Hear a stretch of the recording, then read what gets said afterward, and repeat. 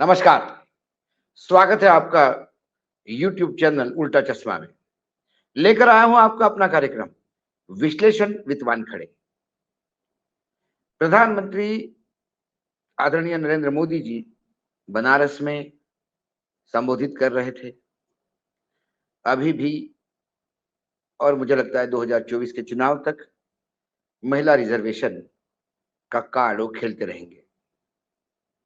दिल्ली में खुद का अभिनंदन करवाने के बाद अब वो इस बार पूर्वांचल और काशी की महिलाओं से अपना अभिनंदन करवा रहे थे। दूसरी ओर खरगे जी जो इंडियन नेशनल कांग्रेस के राष्ट्रीय अध्यक्ष हैं और राहुल गांधी जो कांग्रेस के नेता है, ये आज जयपुर में हुंकार भर रहे थे।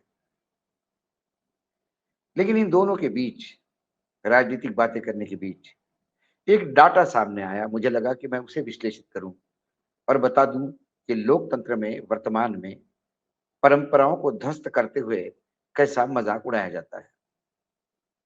जब हमारे देश के संसदीय मंत्री प्रहलाद जोशी ने ट्वीट करके कहा कि 18 से 22 सितंबर को विशेष सत्र का आयोजन होता है, तो पूरा देश भौचक्का रह गया, क्योंकि ना विपक्ष को ना किसी को इसकी खबर थी। सरकार ने तय कर लिया विशेष सत्र हमेशा विरोधी पार्टी सभी सभी राजनीतिक दलों को विश्वास में लेके किया जाता है। या आपात स्थिति हो कोई या कोई सेलिब्रेशन हो तो विशेष सत्र बुलाया जाता है। लेकिन ऐसी कोई भी चीज दिखाई नहीं दी रही थी। लेकिन फिर भी जब हो रहा था तो फिर इंतजार हो रहा था कि अब इस विशेष सत्र में क्या अटकलें लगाई जा रही थी। वन नेशन वन इलेक्शन, महिला रिजर्वेशन, तो कोई क्या, कोई इलेक्शन अनाउंसमेंट, कोई रश्मि रिपोर्ट, कई चीजें मार्केट में थी। सरकार मजे ले रही थी। ऐसे में विपक्ष ने एक पत्र लिखा और कहा कि विशेष सत्र के लिए यदि आपके पास विषय नहीं हो, जो आप नहीं बताना चाहते हैं, तो हम इस 10-15 विषयों की लिस्ट देते हैं जिस पे आपको बोलना होगा। सरकार विपक्ष का लेटर पत्र पढ़ते ही सरकार के हाथ पैर फूल गए, क्योंकि वो तमाम मणिपुर से लेकर महंगाई तक विषय थे। उन्होंने आनंद फानन में एक पत्र जारी किया जिसमें चार कानून बिल्स जो है उनको सरकार ने कहा कि इस विशेष सत्र में लाया जाएगा। तो विशेष सत्र का बिजनेस जो है, जो बिजनेस ऑफ द हाउस जिसको कहते हैं, वो 4 बिलों का था। एक बिल था हमारे चुनाव आयुक्त नियुक्त करने के लिए, जो सर्वोच्च न्यायालय ने व्यवस्था दी थी, जिसमें प्रधानमंत्री, सर्वोच्च न्यायालय के मुख्य न्यायाधीश और विरोधी पक्ष नेता या विरोध में सबसे बड़े पार्टी के नेता, ये कॉम्बिनेशन था। उसको बदलकर मुख्य न्यायाधीश को ड्रॉप किया, प्रधानमंत्री, विरोधी पक्ष नेता या विरोध में रहे बड़े पार्टी का नेता, और प्रधानमंत्री चाहे उस कैबिनेट मंत्री को उसमें साथ में ला सकते हैं। इसका मतलब सरकार 2 और विपक्ष 1, ऐसा यानी सरकार अपने मर्जी से अपॉइंट करना चाहती थी। ये बिल है। ये बिल राज्यसभा में आया था, बहुत हंगामा हो गया। उसके बाद ये लोकसभा में लाना था, ये पहला बिल था। दूसरा एडवोकेट बिल 2023, ये लाना चाहती सरकार। Press and registration of periodicals bill 1923, ये दोनों बिल राज्यसभा में निकल चुके थे, लोकसभा में लाना चाहते थे। और चौथा बिल था पोस्ट ऑफिस बिल 2023, जो राज्यसभा में भी अभी तक नहीं आया था। तो ये 4 बिल विशेष सत्र में लाना चाहिए थे। और ये 4 बिलों के नाम लेके जो लगातार पार्लियामेंट कवर करते हैं, जो इस स्थिति को समझते हैं, वो ये हास्यास्पद लग रहा था। ये 4 बिल नवंबर के भी सेशन में आ सकते थे। ऐसा कोई इससे इमरजेंसी नहीं थी। तो विपक्ष लगातार और विश्लेषक कयास लगा रहे थे, क्या आ सकता है? फिर जब एक दिन पहले ऑल पार्टी मीटिंग हुई, तब प्रहलाद जोशी ने कहा कि भाई ऐसा है, 8 बिल लाएंगे। 3 बिल तो ये हो गए। एक बिल जो है वो वेलफेयर ऑफ सीनियर सिटीजन का होगा। और 3 बिल SC/ST ऑर्डर के लिए हैं। ऐसे वो 4 बिल और 4 बिल पहले जो हमने लिख के दिए, ऐसे 8 बिल आने वाले हैं। 5 दिन का सत्र, 8 बिल। पहले दिन 18 तारीख को पुराने बिल्डिंग में, यानी संसद भवन में जो गोल बनी हुई है सालों से, उस पे अधिवेशन हुआ, सत्र हुआ। उसमें प्रधानमंत्री जी ने एक अमृतकाल का सत्र है ऐसा बोलकर, अमृतकाल में जब से संविधान सदन बैठा था तब से लेके आज तक तमाम चीजों का बखान किया, पुरानी यादें याद की, लोगों का महिमा मंडन किया। वो दिन उसमें निकल गया। 19 तारीख को ये लोग पुराने सदन में ही बैठे गए।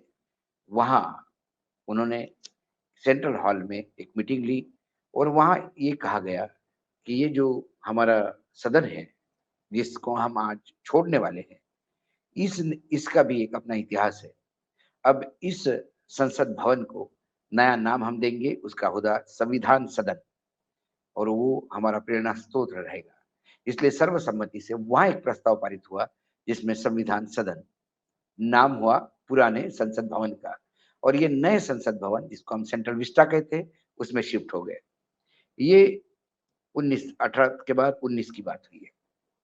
19 में उन्होंने नारी शक्ति का बिल इंट्रोड्यूस किया। 128वां संविधान संशोधन बिल। 18 और 19 को ये नए सदन में आए, पैर पैर वहां हुआ और फिर ये बिल पास हुआ। इस पे लगातार बहस हुई। 20 सितंबर को 7 घंटे बहस चली।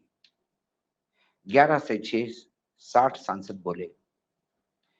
21 को राज्यसभा में रात तक बहस हुई और बिल पास हुए। 17, 18, 19, 20, 21, 22 तारीख के पहले ही सदन समाप्त हुआ।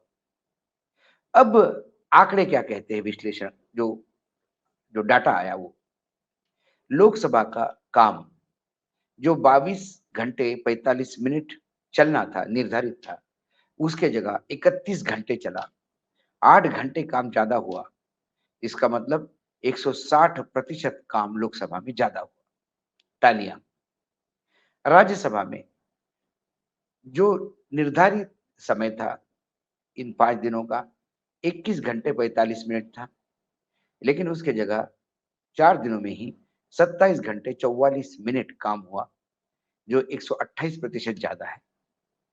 आश्चर्य की बात, लोकसभा में इस विशेष सदन सेशन में, सत्र में कोई स्थगन नहीं हुआ। राज्यसभा में 1.5 घंटे के लिए हाउस स्थगित हुआ। 2020 का मॉनसून सत्र, जहां सबसे ज्यादा बिजनेस हुआ ऐसा माना जाता है, वो 145% ज्यादा था। उसका रिकॉर्ड तोड़ते हुए 160% काम ज्यादा लोकसभा ने किया।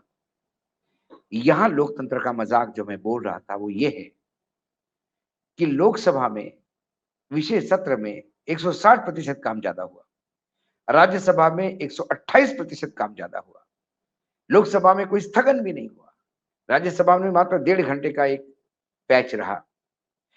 ऐसे महिमा मंडित करने वाले सत्र में वो 8 बिल कहां गए जिनके लिए सत्र बुलाया गया, ऐसा बताया गया था। जिन 8 बिलों का जिक्र मैंने ओपनिंग में किया,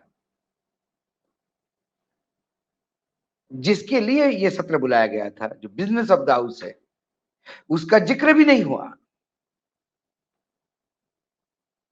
जिक्र हुआ रात को कैबिनेट डिसीजन लेकर आनंद फानंद में महिला आरक्षण बिल, जिसे नारी शक्ति वंदन अधिनियम कहते हैं, 128वां संशोधन बिल सादर हुआ।